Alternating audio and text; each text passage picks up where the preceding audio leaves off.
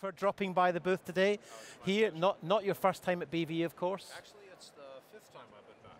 And we were invited over 5 years ago to do presentations on Premiere and on Final Cut, and I was delighted the crowds came out, and I've been invited back every year since. It's quite fun. Fantastic. So talk us through what you're doing over the next couple of days. Oh, this is so cool. Are you sitting down? I'm sitting comfortably. One of the big challenges we have is how do we deal with large resolution images? There's 4K and 5K and 6K. NHK is threatening 8K. There's more Ks than we know what to do with. So how do you integrate a high resolution image? Well, there's actually 3 different ways. We can integrate it in production, and just shoot production and shoot a high res and then drop it into low res, or we can edit high res to protect ourselves for the future, or we can distribute high res.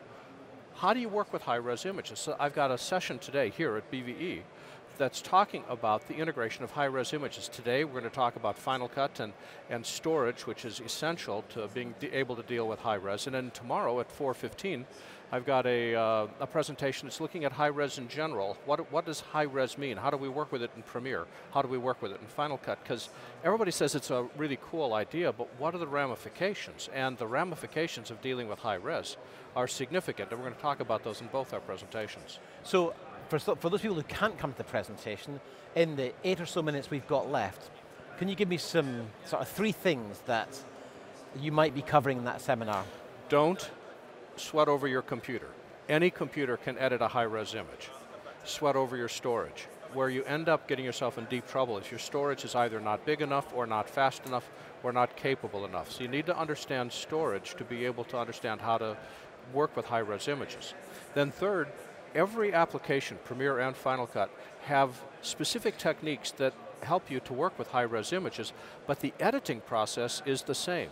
So don't worry about the camera, do worry about storage, and really concentrate on media management. Once you understand those 3, working with high-res is the same as low-res, but understanding those 3, I get 5 or 10 emails a day from people that are at sea because they don't understand how to set their system up or they've got inadequate storage, and that's what I want to talk about today.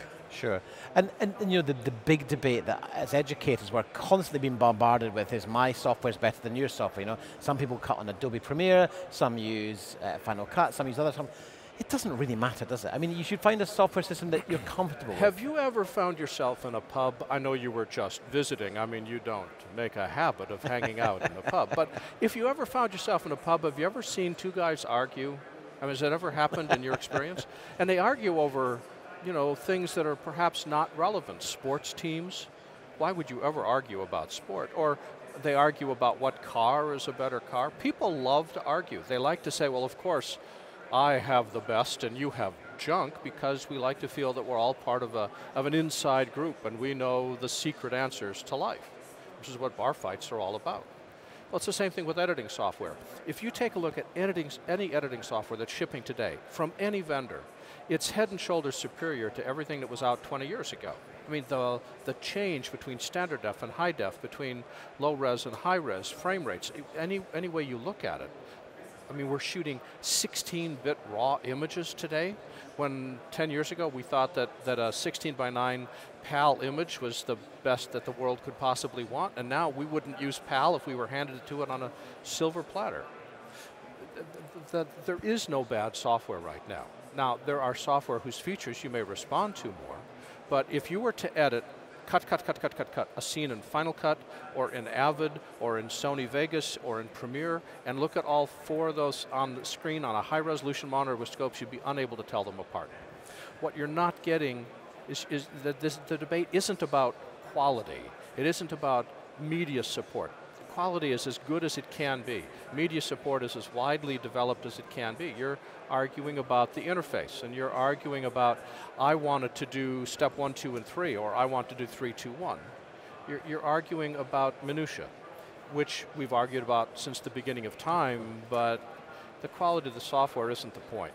The argument is the point. And so during your sessions, whether someone cuts in Adobe Premiere, whether they cut in Vegas, whether they cut in Final Cut, they're going to get something out of it. Where editors made the mistake, when we shifted from high def from standard def to high def, and when all the debate occurred 3 years ago, when Final Cut 10 was released, or 2 years ago, when Adobe went to subscription pricing, is editors had fallen into the habit of defining themselves by the software tool they used.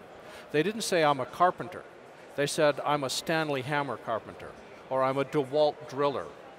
Well, why do we define ourselves in terms of our tools? We need to define ourselves in terms of what we use those tools for.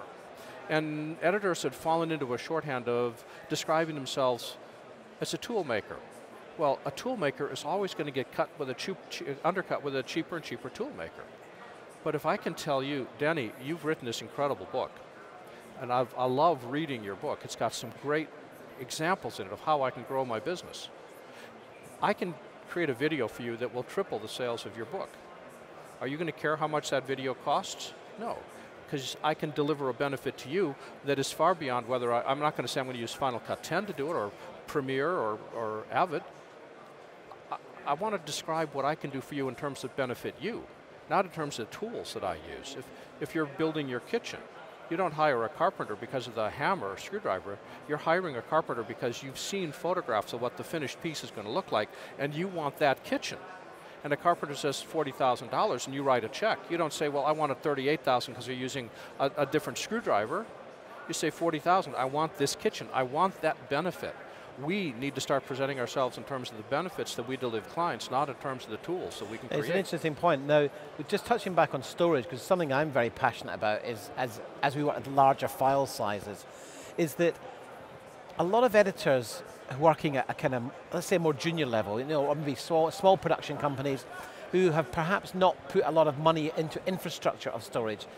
I think that's what's more important these days, is looking at your investment of your storage, of your bandwidth, of how you get the signal around. Is this something you're going to be touching on in your seminars?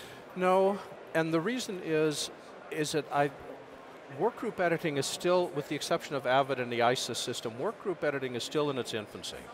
And I would hate to have somebody build out a facility to do workgroup editing when we're still seeing Adobe is experimenting with Adobe Anywhere. We're seeing that the ISIS is still priced for large facilities, not the small facility. Final Cut 10 doesn't support workgroup editing in any efficient manner. It supports it, but it's not efficient. And the reason is the file sizes that we're dealing with are so gigantic that it's easy for even one editor to saturate the bandwidth of a gigabit switch, and 10 gigabit Ethernet is still really expensive, and fiber is expensive to pull into any facility. So I think we need to look at ways that we can get multiple editors to contribute on multiple projects without necessarily doing it in real time off the server. And we're not yet at the point where workgroup editing becomes easy. I think next year, year after, we'll start to see it. But this year, I'd hate to start to do infrastructure investments when the technology companies themselves haven't figured out the best way to be able to enable that. Well, it sounds like there's going to be some really fascinating topics covered in the seminar. Remind us of the times. You've got to take a break from your TV. I'd love to. It's 1:40 this afternoon in the post-production theater, and 4:15 tomorrow in the post-production theater. And all this live business, you can skip. Come to the session and join us. Great stuff. Well, listen, we'll be back in a few minutes with another guest, so thanks for joining us.